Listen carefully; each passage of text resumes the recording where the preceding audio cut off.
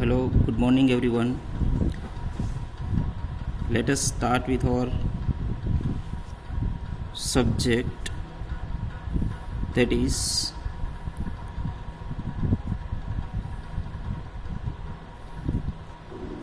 company accounts.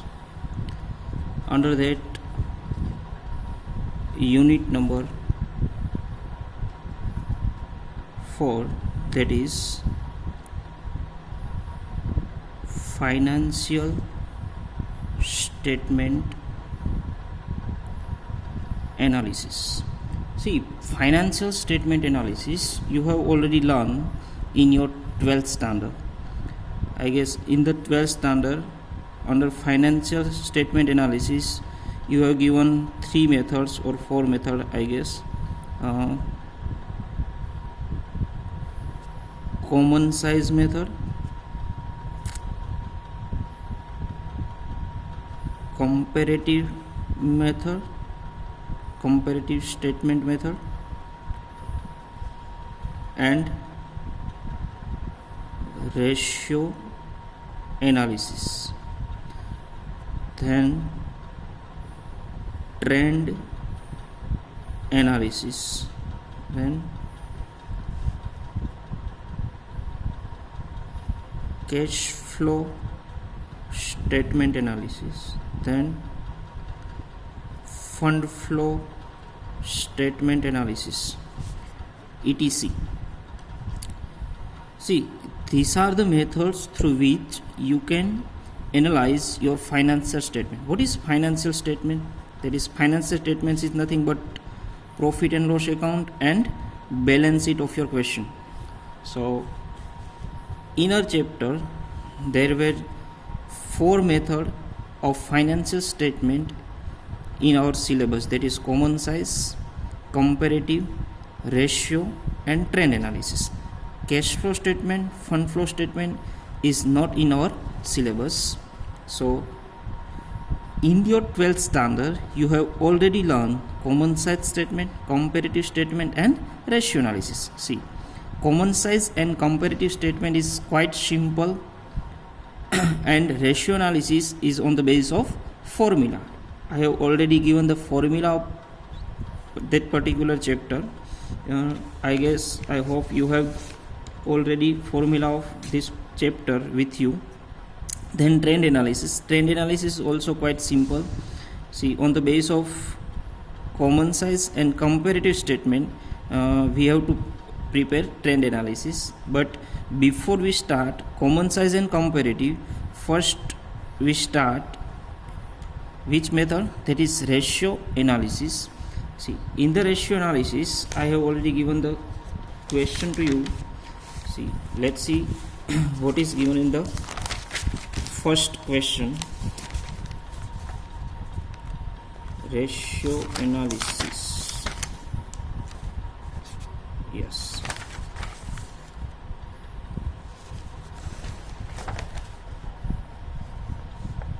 Let's start with our 5th question, because 5th question is quite important and here most of the ratios will be covered in that particular question. Following accounting information is obtained relating to Pranav Papers Mills sales, which is already given in the question.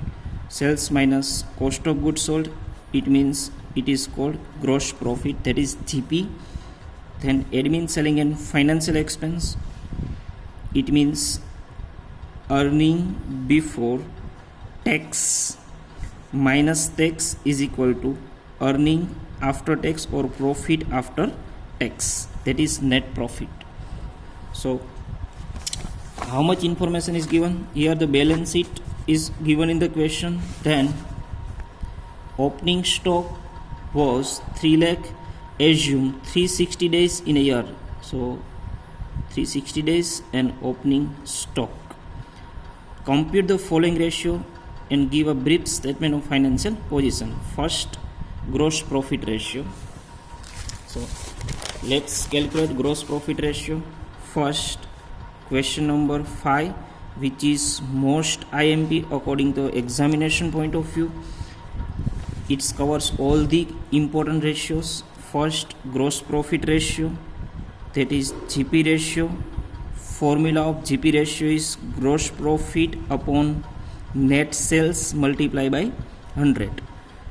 Here gross profit, which is directly not given, but we have find sales minus COGS, it means gross profit, that is 15 lakh upon sales is considered as a 30 lakh. 50 lakh upon 30 lakh multiplied by 100. The answer of gross profit ratio is 50%. Ratio will be right in case of either percentage or is to or times. So in a question we have multiplied it with 100, then it is written in the form of percentage. 50% is the answer of gross profit ratio. Now second one is operating ratio. Second, operating ratio. The formula of operating ratio. What is the formula of operating ratio? Yes, COGS plus operating expense upon sales multiplied by 100. So COGS, which is already given in the question, COGS 15 lakh plus expense which is related to operating, that is 5 lakh upon sales, that is 30 lakh multiplied by 100. So the answer of operating ratio is 66.67%. You have to calculate it within your CalC, that is 66.67%. Now the third one is stock turnover ratio or rate.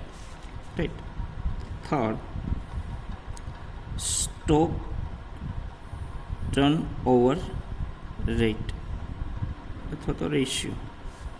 The stock turnover ratio, the formula of stock turnover ratio, COGS upon average stock. Here COGS is given in the question, that is 15 lakh, but average stock which is not given in the question, so we have to find where average stock is equal to opening plus closing divided by 2.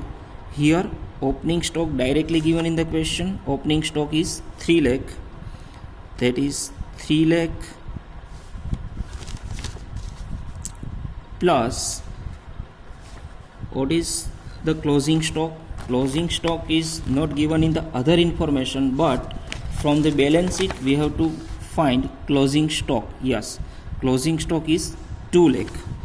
Opening stock 3 lakh plus closing stock 2 lakh divided by 2, it means 2,50,000 is the answer of average stock. So we have to put average stock in our main formula. 2 lakh divided by 2,50,000 is equal to answer of 2 lakh divided by 250, it means 6 times. Yes, 6 times. See, turnover is always in form of times, so I have written times after the answer of 6. 6 times is the answer of stock turnover rate. Clear? Now the fourth one is current ratio. Which are the information which is given in the question? Yes, current ratio. What is the formula of current ratio? Current assets upon current liabilities. So in the question, first we have to find what is current assets and what is current liabilities. So from the question, first we have to tick mark what is current assets. Here fixed assets is not considered as a current assets. Stock, yes, it is the current assets. Debtors, yes, it's the current assets. Bills receivable, yes, it's the current assets. And cash is the current assets. So What is current assets? You have already learned in your 12th standard. Current assets means all those assets which is easily converted into cash within a one financial year. It is known as a current assets. So we have to take stock, debtors, bills receivable, and cash. So 2 plus 3, 5, 6, 7, 8. 8 lakh is the answer of total current assets. Right. Now current liabilities. So from the question we have to find out current liabilities. So creditors, bank overdraft, bills payable, and outstanding expense. It is considered to be as a current liabilities. Current liabilities is also in your 12th standard. That is the liabilities which we have to pay in within one financial year. It is known as a current liabilities, right? So the total of current liabilities is 150, 140 and 10. 4 plus 5, 5 to 3 lakh.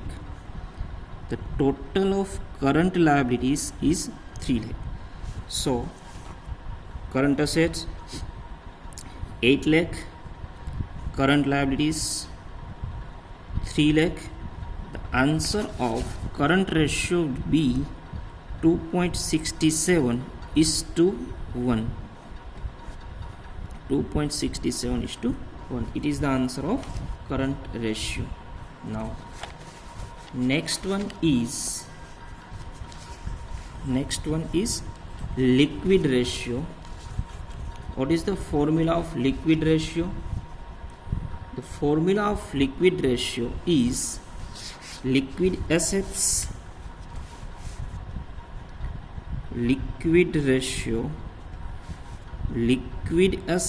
upon liquid liabilities. So what is considered as a liquid assets?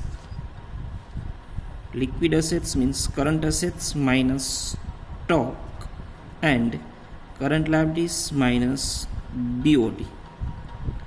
So we have already current assets and current liabilities in the question. So current assets is 8 lakh and current liabilities is 3 lakh.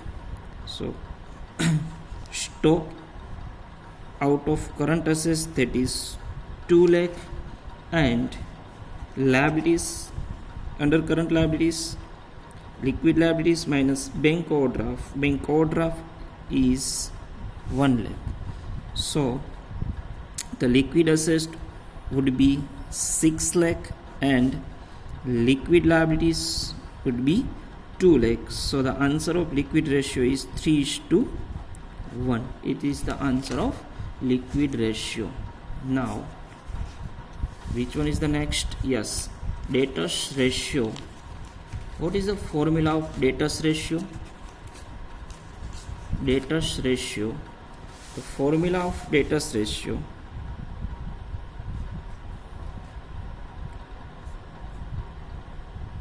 debtors plus bills receivable upon credit sales multiplied by number of days in a year. What is the formula? Debtors plus bills receivable upon credit sales multiplied by number of days in a year, right? So in the question first we have to find debtors. Yes, debtors is 3 lakh and bills receivable 1 lakh. So debtors 3 lakh plus bills receivable 1 lakh upon credit sales. Here the clarification with regard to sales is not given, so total sales will be considered as a credit sales.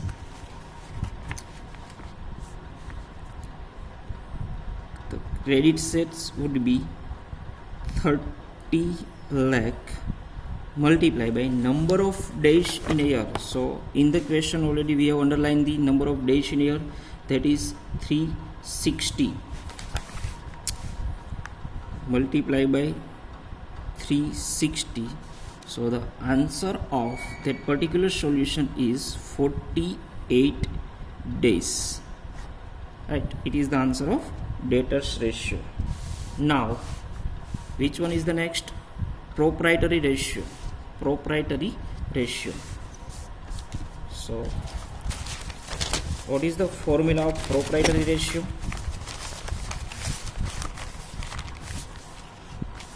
Proprietary ratio, seventh one is proprietary ratio. It means proprietor's fund upon total assets. Total assets. Here proprietor fund includes, proprietor fund is equal to share capital plus reserve surplus minus fictitious assets. See, share capital plus reserve, all the reserve and surplus minus fictitious assets. So let we see what is given in the question. Share capital. Here in the question number 5, share capital is given 20 lakh. So we have to put 20 lakh as a share capital plus reserves and surplus. Here reserves and surplus is given 10 lakh. So we have to put 10 lakh minus fictitious assets, that is fictitious assets 1 lakh. So the proprietor's fund share capital means equity as well as preference. So the proprietor's fund would be equity plus preference plus reserve surplus, 20 plus 20, 40 plus 10, 50 minus 1, it is 49 lakh would be the answer of proprietor's fund, not a proprietor ratio. So in place of proprietor's fund we have to put 49 lakh and divided by total assets. Total assets without fictitious assets, it is considered as a total assets. In case of total assets, fictitious assets will not be considered. So the total of that particular side, that is total assets 64, but here 1 lakh should not be considered. That's why 63 lakh is the answer of total assets. So 77.77, if we multiply it with 100 then in form of percentage, otherwise you may write 0.77 also is to 1.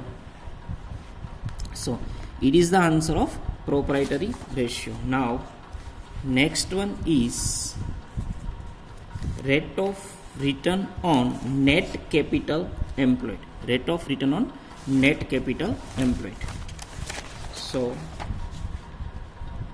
first we have to write the formula.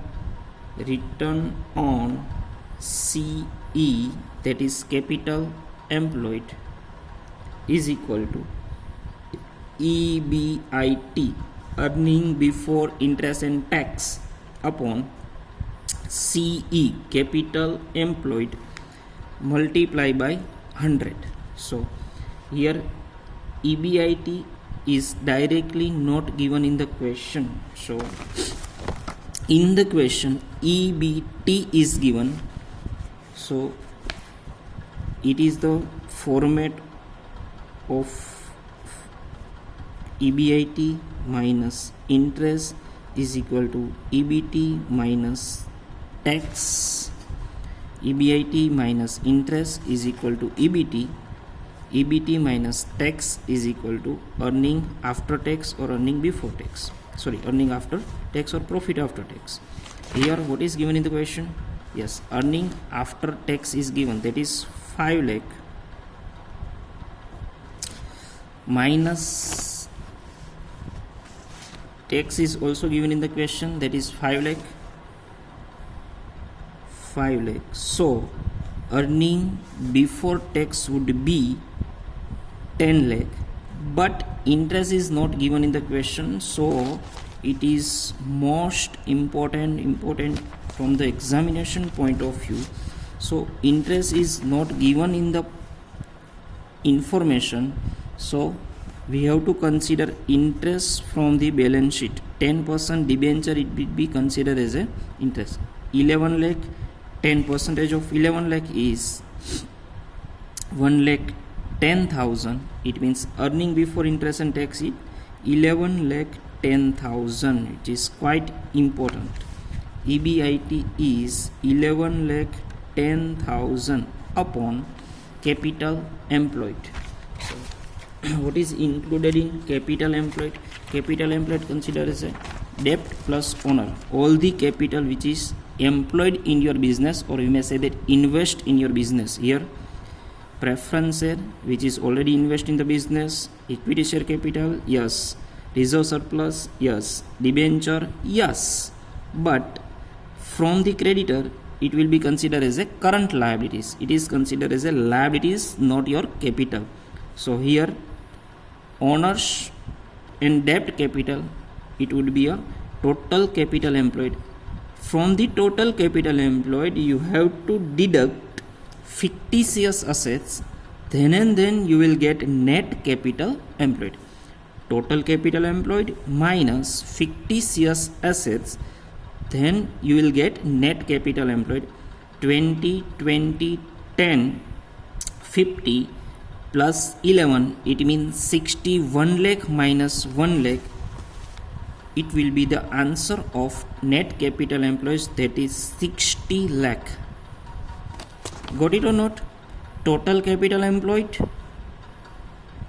total of that particular 4 items minus fictitious assets, it will be considered as a net capital employed, that is 60 lakh multiplied by 100. So 18.5% will be the return on capital employed. Is the answer of return on capital employed. Now the last one is rate of return on equity share capital. Rate of return on equity share capital. What is the formula of return on equity share capital? So the formula of equity share capital is profit after tax, earning after tax minus preference dividend upon equity share capital or equity fund.